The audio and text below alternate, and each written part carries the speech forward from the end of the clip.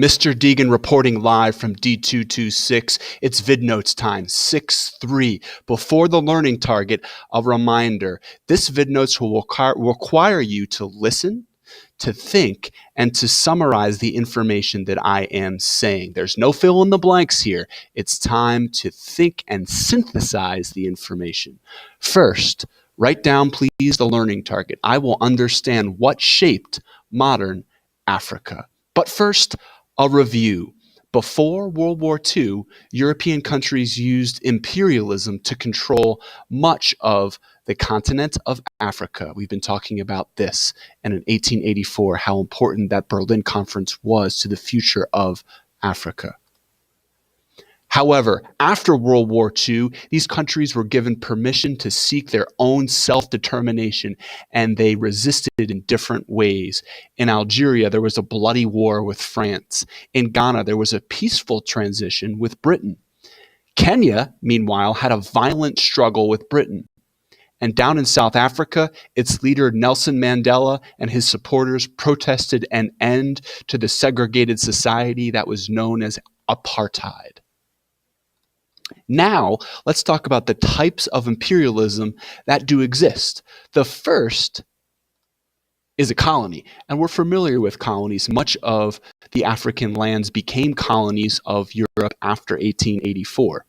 Let's define colony. A colony is land ruled by a foreign power.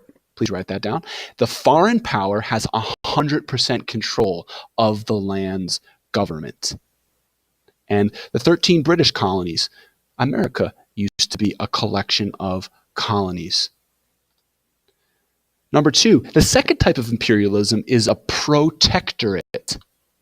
How do you spell that? There it is. A protectorate. What is a protectorate? It's a land that runs its own government, but it is protected by the military of a foreign power. An example of a protectorate on the continent of Africa that we've been studying is Egypt. Please label Egypt on your map. Do this by drawing a dot, then an arrow, and then writing in Egypt, the protectorates.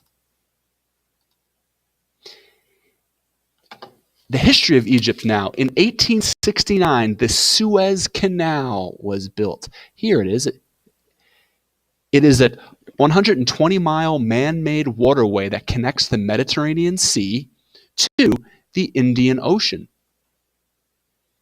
It connected Europe and Asia without needing to sail all the way around Africa like Vasco da Gama did in the 1400s. This canal, small though it may seem, had a huge impact on world trade.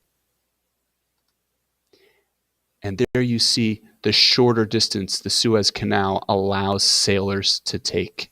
It's a game changer. However, the project left Egypt almost bankrupt.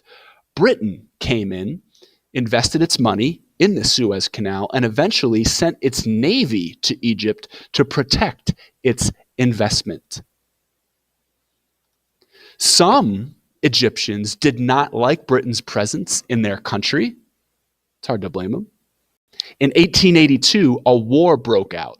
British troops defeated the Egyptian army and took control of the country, including the Suez Canal. And here you see the British troops. They're taking a photo op with the Great Sphinx near the pyramids of Egypt.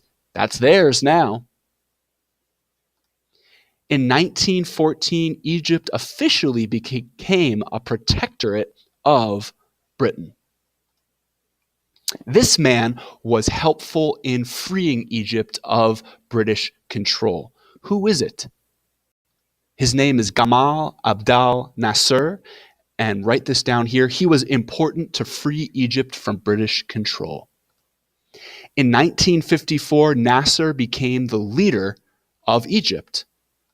As leader, Nasser signed a deal so that all British troops would leave Egypt. He said goodbye to those British troops.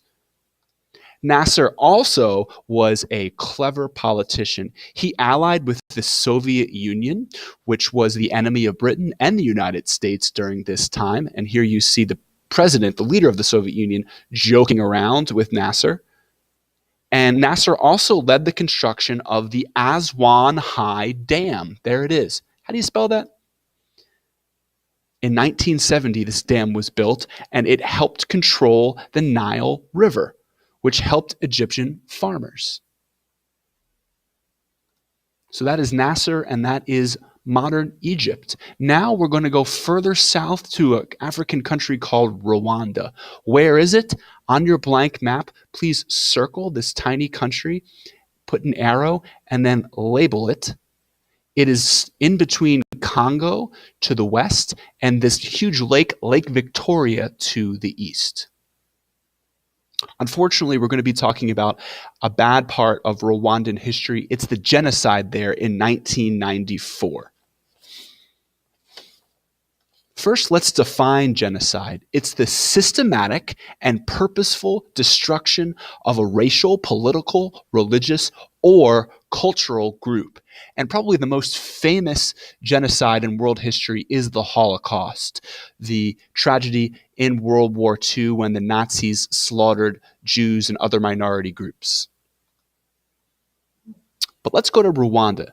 European imperialism divides Rwanda well before 1994. In fact, in 1894, Germany colonized Rwanda first. There's Germany. And after World War I, in 1918, Belgium took over. This constant control by these Europeans impacted the identity of Rwanda. If you're defined by someone else, how do you become your own person? Tutsi versus Hutu. There were two rival groups that had lived in Rwanda since the year 700 BC, and they spoke the same language, so they had just really small differences in their culture. The Tutsi were the minority. However, Germany and Belgium and their colonists both treated the Tutsi as the superior group. So they're starred here. However, this favoritism angered the Hutu, and they were just divided. They did not get along. In April 1994, tragedy strikes. The president of the Rwandan government, who was a Hutu, was assassinated when his plane was shot down. Soon after the killing, Hutu extremists started slaughtering and raping Tutsis and other Hutus who weren't extreme enough for these extreme Hutu rebels. And about 800,000 people were killed in the genocide, many of whom were minority Tutsis. And today, Rwanda is still recovering from this mass loss of life, the civil war turned genocide. And that is a somber, sobering end to 6-3. Please think of one research question, write that down, and when you're done with that, you are done with 6-3. This is Mr. Deegan signing off from the VidNotes Zone.